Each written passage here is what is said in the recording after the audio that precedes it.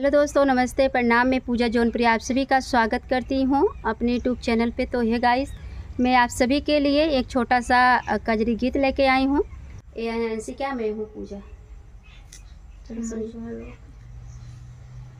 पिया मेहदी लिया मोती झील से, जाके साइकिल से नाराज मेहदी लिया मोती झील से, जाके साइकिल से ना बलम मेहदी लिया मोती झील से, जाके साइकिल से ना पिया मेहदी लिया मोती झील से, जाके साइकिल से ना पिया मेहदी लिया दो छोटी ननदी से पिसवा दो, पिया मेहदी लिया दो छोटी ननदी से पिसवा दो, छोटी ननदी से पिसवा दो, छोटी ननदी से पिसवा दो।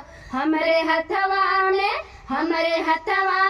लगा द काटा कील से, जाके साइकिल से ना हमरे हथवा में लगा द काटा कील से, जाके साइकिल से ना।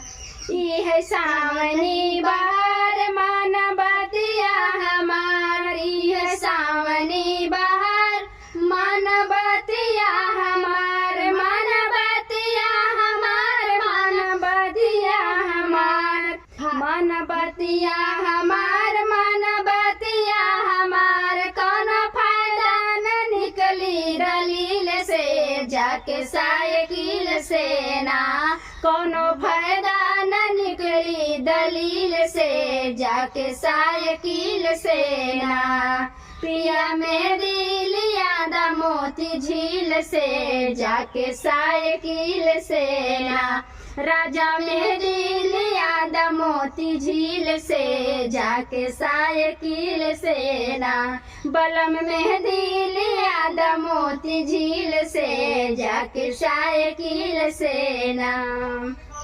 तो भैया भौजैया नंदियन के देख के पतन काहे भड़कथिन, जलन रखथिन, बिला जाथिन। और हमार कजरी गीत कैसा लगा आप लोग कमेंट करके जरूर बताइए। और ये हमार अंशिका हैं और हम पूजा है। तो कैसा लगा दोनों जनी के गीत मम्मी बिटिया एक बराबर।